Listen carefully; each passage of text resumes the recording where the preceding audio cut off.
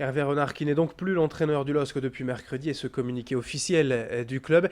Et c'est quand même une surprise, on le savait plus ou moins menacé, les résultats n'étaient pas bons, mais de là à sauter aussitôt, ça c'est une surprise. Ouais, tout le monde dans les observateurs du LOSC depuis le début de la saison trouvait qu'il était peut-être pas forcément l'homme de la situation, en tout cas qu'il n'avait pas encore trouvé la bonne carburation.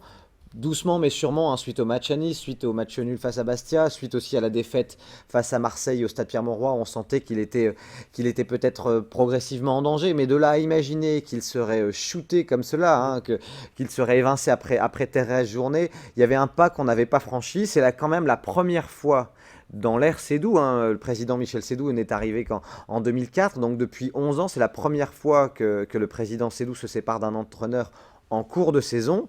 Et puis c'est très tôt, après seulement 13 matchs, voilà, on sentait qu'il était sur la sellette, mais de là à ce qu'après 5 mois de collaboration, il disparaisse de l'effectif lillois, il y a clairement une surprise. Lui qui était là pour assurer au mieux une saison de transition a finalement été un fusible bien fragile. Alors la question quand même, c'est pourquoi finalement, quelles sont les raisons de cet échec d'Hervé Renard? Bon, la première, tout le monde l'aura compris, il s'agit d'une éviction suite au résultat décevant du LOSC, hein. C'est d'un point de vue simplement comptable, 2 victoires en 13 rencontres, 16e de Ligue 1, un point seulement devant la zone rouge, la fameuse zone de relégation, un point seulement devant le 17e, le 18e, premier relégable, pardon, Ajaccio. Donc là, il y avait un vrai souci. C'est le pire début de saison du LOSC depuis la remontée en Ligue 1 en 2000.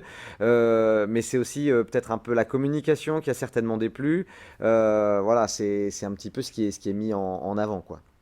Y avait-il pas aussi, voilà, vous disiez un problème de communication quand il a dit par exemple c'est un tremplin pour sa carrière, enfin, et d'autres sorties malheureuses? Ouais, ouais. D'abord, il y a eu, avant ce fameux match avec Marseille, hein, avant la réception de l'OM, il a déclaré j'ai le désir d'entraîner l'OM un jour et Lille n'est qu'un tremplin dans ma carrière. Ça n'a forcément pas plu. Il y a aussi eu cette déclaration aux médias algériens, c'était fin septembre, hein, le média algérien Le Buteur. Il a dit j'espère qu'un jour je serai désigné à la tête de cette équipe algérienne que j'apprécie beaucoup. J'espère que ça va se faire. C'est un peu tôt pour déclarer ce genre de choses alors qu'il venait d'entamer un nouveau challenge avec le LOSC. Et puis il a aussi déclaré on s'emmerde clairement depuis le début de saison. C'est des choses que beaucoup d'observateurs pensaient, mais c'est des choses qu'on n'attendait pas d'un entraîneur. C'est ça qui est un Euh, peu particulier. Je veux dire, les 30 000 spectateurs du stade Pierre-Mauroy, plus ou moins, pensent la même chose. Mais l'entraîneur n'a pas vraiment le droit de le dire, c'est ça? Non, non, non. Et puis l'entraîneur a aussi le devoir d'apporter des solutions, de rassurer les observateurs. C'est aussi ça qui a un petit peu désarçonné tout le monde. Tantôt, il exprime sa confiance. Après la défaite contre Marseille, il dit je sais comment on va s'en sortir. Et puis 2 semaines plus tard, il a déclaré en point presse d'après-match il déclare je n'ai pas la solution pour l'instant. Alors que comprendre? On comprend qu'il est un petit peu perdu. Voilà un petit peu. Alors, mis à part ces problèmes de communication, ces résultats, il y a aussi le vestiaire, hein. C'est important d'être un leader, d'être un entraîneur, voilà, qui a la confiance des joueurs. Est-ce que c'était le cas? Alors, certains disent que oui, d'autres disent que non.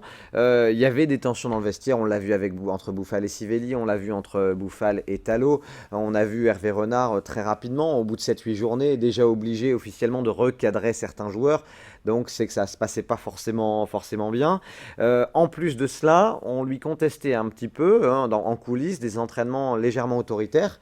Donc faut le dire, ce qui a clairement fait merveille avec la Zambie et avec la Côte d'Ivoire, hein, il n'a pas décroché 2 titres en Coupe d'Afrique des Nations pour rien, eh bien ça n'a pas pris avec les anciens cadres du LOSC. Bon, la question maintenant, c'est la succession. On sait que c'est Patrick Collot, l'adjoint, qui va assurer l'intérim.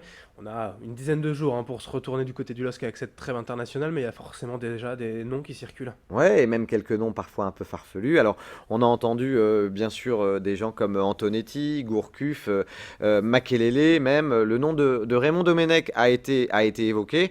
Moins connu, Lucien Favre pourrait aussi surprendre son monde. Il faut se rappeler que Lucien Favre, il avait les faveurs du directeur général adjoint Jean-Claude Van Damme au moment de chercher à trouver un successeur à Rudy Garcia, hein. Donc ça pourrait être une piste aussi. Voilà. Est-ce que vous y croyez par exemple à cette piste Gourcuff qu'on évoquait hier dans les médias régionaux et même nationaux? Alors c'est ça qui est rigolo, c'est que toute cette affaire pourrait n'être qu'un simple chassé-croisé, Bah oui. puisque si Hervé Renard allait prendre la sélection algérienne, hein, on sait qu'il en a manifesté l'envie. Christian Gourcuff, lui, a clairement manifesté son envie de lâcher les rênes de l'équipe d'Algérie. Donc ça pourrait être un chassé-croisé, ce serait une première quand même dans l'histoire du foot régional. Mais attention, il y a aussi une piste interne qui est toujours possible, Adrien. Selon le quotidien 20 minutes, Stéphane Dumont, par exemple, ça pourrait être un beau prétendant. C'est un ancien joueur du LOSC. Et ça se passe très bien, lui qui est désormais entraîneur des moins de 19 ans. Ça se passe très très bien. Malgré tout, on peut forcément penser qu'il manquera un peu d'expérience à ce niveau. Et puis, j'ai envie de dire pour conclure, attention, parce que Patrick Colo, hein, pour l'instant, il a été choisi pour assurer l'intérim.